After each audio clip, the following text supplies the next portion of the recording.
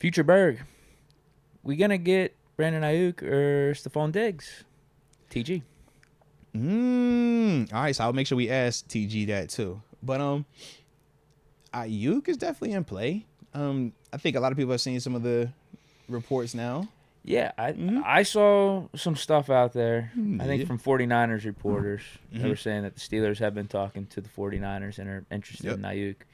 And then out of nowhere, though, you get the Aiyuk tweet at Mike Tomlin saying, hey, they think we look like twins. What do you think? And he hasn't tweeted in like almost a year. I guess it's so like I don't think it's a coincidence. He's probably seeing that the Steelers and a couple other teams are interested. Oh, yeah.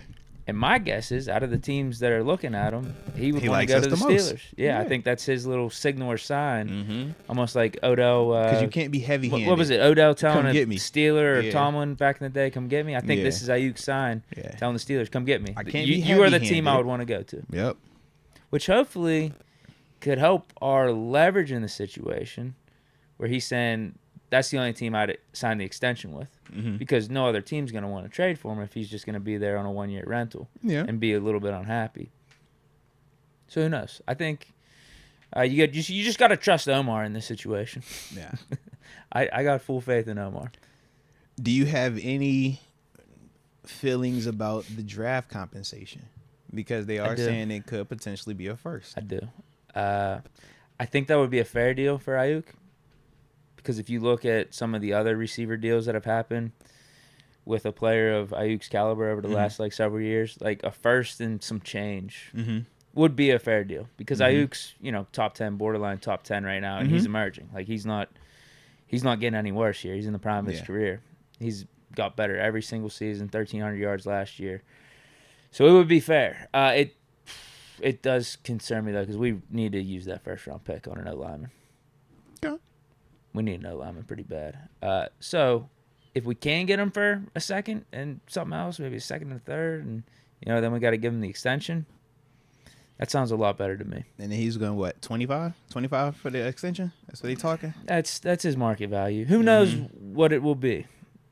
We got Omar Khan. I'm gonna trust him. I think he can get a little bit better of a deal than what would be fair.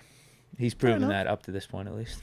Fair enough. I would hope so. I'm with you in terms of when he's working with other teams, 100%.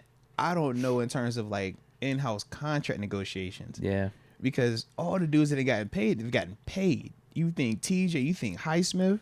Like the Highsmith deal was like, yo, you got 14. Have we ever even done a deal like this? Where we trade for a dude trade. No. We on the last year of his deal and then we extend him. The closest thing I've seen was the Joe Hayden scenario, but he got released. And when we signed him, it was like, we're just going to do a nice like contract. Yeah. But outside of that, I'm like, everybody else was like true free agent. Nobody that because even Ladarius Green was free agency as well. Because we signed him to a nice deal, but he was a free agent signing. I don't think we've ever done this. So this is uncharted territories. Very true, bro. Very true. It'd be sick to have Aiyuk. I know that. That'd be awesome. He'd be the better version of Deontay Johnson for us. So Deontay Johnson on steroids, pretty much. Just going back to the draft pick compensation element, you like this? You would give up the first for this as long as we didn't have to give up a player with it? Because I remember when we did the whole Justin Jefferson, that was your big hang up, was like the 2 first and the player. Well, that is Justin Jefferson. Hence the reason why I had the energy that I had, because I'm like, these are 2 totally different combos. But if you're comfortable with Brandon Aiyuk or first and some change, I was just like, dang, that is not that far off. We was talking about 2 first and Pickens. I think is a lot more. No, it is. But in terms of the players, though, is what I'm speaking of. How close is Brandon Aiyuk to Justin Jefferson in your eyes? I think it's a substantial gap. That's what I'm saying. I mean, Jefferson's in his own tier. Yeah, for sure. But Aiyuk he's damn good, man. He is. He's damn good. So let's see. We gave up a first. Minka Fitzpatrick was a first round. Devin Bush first round. TJ Watt first round. Right, you're going over the last like 5 or 6 first rounds. First round is in contrast to what Brandon Aiyuk. How do we value the player versus the pick? Because I know for me, I value the player over the pick. Sure. Because the pick is a crapshoot to me. If I know it's proven, I want proven. Yeah. Aiyuk is proven. Yeah, my only problem is we need a center bad. We definitely do. I like these guys in the draft, whether it's JPJ or Zach Frazier, over anything else that's out there. Which I would agree. Unless we're in uncharted territories with potentially making this Aiyuk trade, maybe Colin goes into more uncharted territories and trades for a center out there. This is also... As opposed to just looking at the free agencies like, you know what, I like this center on this team. Let's talk. And it's a lot cheaper to extend a center than it is to extend a wide receiver, a tackle, pass rusher. So in terms of if we did decide, you know what, yeah, we do want to go get this center over here that we feel good about. Yeah, we know this team picks a little bit early in the draft, so they'll probably go draft something to replace that. But we feel comfortable getting this guy, and we don't mind paying the center an extension or whatever it might be to sweeten the pot because, like we said, the centers, their market traditionally isn't what tackle, receiver, quarterback, pass rusher, corner is. So you definitely, that is an alternative method. And trust me, if we talking about it, you know the con man already in them. His wheels are spinning. You know the con man wheels are spinning, bro. If it's gotten to us, Deke, he's cooking something up. He's the wizard from the Wizard of Oz. He's just in that little back room, just let him cook. Yeah, I think Aiyuk would actually be a perfect fit for our offense right now. I think he'd be perfect because you see some of his blocking too. Oh, bro. Not only is he like as good of a route runner as Deontay Johnson, he's a much better deep threat. He's faster, but he's also a willing participant in the blocking. They're different body types. I don't think it's fair to compare Aiyuk blocking to DJ's blocking. They're just different players. Like, to me, that's fair. He's bigger. Yeah, that's what I'm like. If I'm comparing Deontay as a benefit, I'm gonna say who runs better routes. It's like, yo, I'm gonna go with this. But in terms of the downfield, pretty damn good at route running too. No, we're not saying that he's not. And we should be pro Aiyuk is what I'm saying. But I'm just saying to make it a comparison between Aiyuk and DJ, I don't think that's right. I think Aiyuk would compare more to like GP and say, hey, GP, I want you to develop your route running to be more like that part because just the size element. That's kind of how I was thinking of it. But in terms of just bringing him here, can he replace what Deontay Johnson brings? Sure, he can, 100%. But then I also wonder, but now I wonder this. If you bring Aiyuk, are you keeping GP on the front side? And that means that they don't believe GP can go to the back and go be that X receiver that we saying that DJ was? I think GP could do anything. I do too. And same with Aiyuk. Yeah. Okay. That's what I wouldn't even think of it as like specific rules or what can they do, can't they do. So my thought process was this. And I guess I do think Pickens does have to evolve his game a little bit better with the route running, like you said. So my thought process is this. I want my high-paid, my guy to be the guy that's cooking on the backside of the whole Deontay Johnson role. And that was kind of what we, in terms of TG was talking about when DJ got traded. It's like, all right, you're going to put GP, that's going to be him. He's the man. Just like, bro, if I'm about to trade the first round and pay $25 million to Brandon Aiyuk, I'm like, no, $25 million, that's the man. But I'm fine. I ain't tripping on it either, though. Yeah, I'm not tripping. But I was just thinking, like, of it. Yeah, I'm like, hey, GP, hey, you can take a little bit more time with your development. Then, yeah, bro. when you're talking about cooking, you mean like getting the ball quicker. No, when I say cooking, I'm saying when we line up and we're going through some issues and I gotta have a guy that I could throw the ball to right now, and it doesn't matter that you know it's a pass play. It doesn't matter that you know I'm going to Antonio Brown. I'm going here and you can't stop him. You know Stephon Diggs is here. You better double team him and have eyes over there, and I'm going to hit you on the other side. But if you don't, Diggs is getting this ball.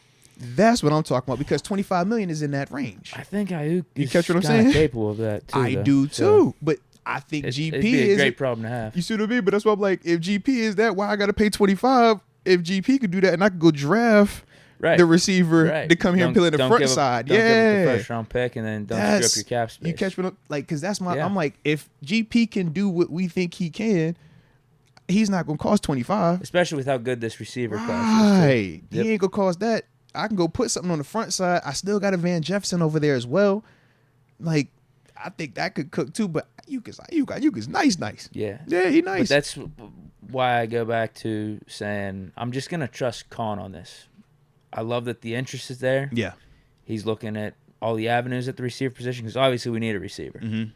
Whether it is free agency, trade, draft, we're going to need another receiver or two in here. Yeah. So if Ayuk's available, I like that he's looking at it. Mm-hmm. I like that he might be looking at Terry McLaurin too. That's being brought up. Yeah. I don't know how legit that rumor is. But this is the thing. Or even a Justin Jefferson. I like him just looking at it. Yeah. All right, see what a potential deal could be. If it doesn't make sense for us, we don't have to do it. That's the thing, bro. We have options. I just like the fact that we're actually involved in these convos. You know what I mean? Like, if you're telling me we get Aiyuk for like a second, yeah, and then, we got to extend him. But maybe if I'm spinning this so pro Steelers talk right about now, it. Talk it. Yeah, talk it. If the Steelers are the only team that Aiyuk would want to go to out of all the other teams that are legitimately interested, maybe he would take a team-friendly deal here. Yeah. 21, 22, and we have to give up a second. Yeah. And if you're telling me that, I'm like, okay, let's do it. Let's do it then. I also think of I'm a little more hesitant about the first rounder and some change, and then the contract being $25 million. A little bit more hesitant on that. Respect. This is my other part, going back to what you're saying about the money and the discount, stuff like that. We still are with house money because our quarterback situation. We don't have anything realistically invested in that room that's costing, that's going to hurt that if we did have to go overpay. And when we said, like, yo, we can overpay in certain scenarios, or even if we don't want to do the 20 plus, we could still get away with it for a year or two. He could be one of those guys as well, though, with the whole Rams, Bucks model of, bro, just spend. Yeah. Like, we're going to go all in right now. We haven't even done any restructuring. Yeah. So I'm like, we could get active. We could do that. My whole hesitancy is just committing to 25, putting him out there if I think that GP can give me that for cheaper and I can go draft me a receiver first or second round. Because I'm like, a second round receiver, he still go cook. He still should be straight with the offense that we're putting together right now. Still should work. Yeah, if we don't sign anyone or trade for anyone, we are gonna have to hit receiver first two rounds. Right, one way or the other. You either got to sign something that's gonna replace DJ's production, and that's the thing. It's like, now I kind of want Aiyuk. Now that we're talking from this angle, now I kind of want him. Because remember what I said is the difference between if we talking the money part is one part of the convo, but then the production is something totally different. If we say Aiyuk 25, 30 million, you're like, when we talk about Aiyuk's production, you're like, nah, that's real, that's legitimate, man. And similar with DJ, it's like, yo, DJ for 18, we kind of was over here, all right, back and forth, but the production is still there. That still needs to be replaced. Van Jefferson isn't replacing Deontay's production or GP's production.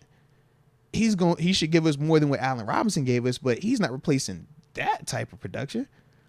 I feel great about GP, but I'm like, we still got to bring in something for that other side. Or just there's not even question. Because I'm like, though, these are 2,000-yard receivers. I want two more receivers. Yeah, but they're 2,000-yard receivers in terms of GP, DJ. So it's like, you still got this one. Who was the other guy? Now, are you going to pay 25 for that other guy? Or are you drafting the other guy? Like, I know Mike Williams signed with the Jets. He went for $15 million. I think that was a little pricey there. But I think that would have been a perfect scenario. You sign Mike Williams for a 1-year deal, and then you draft a receiver in like the third round and have him compete with Austin Aiyuk and is Jefferson. An extension. Yeah, that's the problem. Aiyuk is definitely a multi-year type deal. Whereas with Mike Williams, because he's off the ACL, I think it's just a different. And you still kind of got some of this, you kind of leaving some stuff out there. We think you could be better with Mike Williams. Aiyuk, I don't think we look at him and say you not maximizing your potential. We look at Aiyuk like, bro, you've exceeded some of your stuff, man. Mm-hmm. And that's why I think it's just a different mindset in terms of what we're willing to commit for Aiyuk versus what we're willing to commit for Mike Williams. Yeah, 15 to Mike Williams, I don't feel confident in that. Not at all. No, I would have liked him for 10. Yeah. Whatever. Yeah, 15, I'm like, that's you saw one game this past season. Jets got him, though. Yeah, it's their problem to have. Yeah, I'm starting to fall off on this Boyd hype too a little bit too. So why you don't like Boyd? What's going on with him? Yeah, I mean, taking too long. I think we're just talking about some other guys too, like.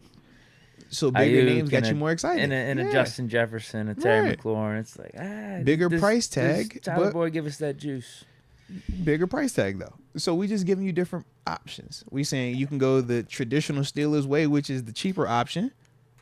T-Boyd probably is priority number one. So with Tyler Boyd, my opinion. All right, here's why I don't think I like it. The more I think of it. Mm-hmm. With Tyler Boyd, I still think you got to draft a receiver in the first or second round. I would agree. I need one of these bigger talent guys. I would agree. if we get a McLaurin or an Aiyuk or a Justin Jefferson, I think you can wait. You're good with your receiving core, actually. If you get, you don't have to stress about that in the draft. Then. Yeah. But I still wouldn't mind slot guy or something in the third or the fourth to compete with a Van Jefferson or Calvin Austin. Yeah.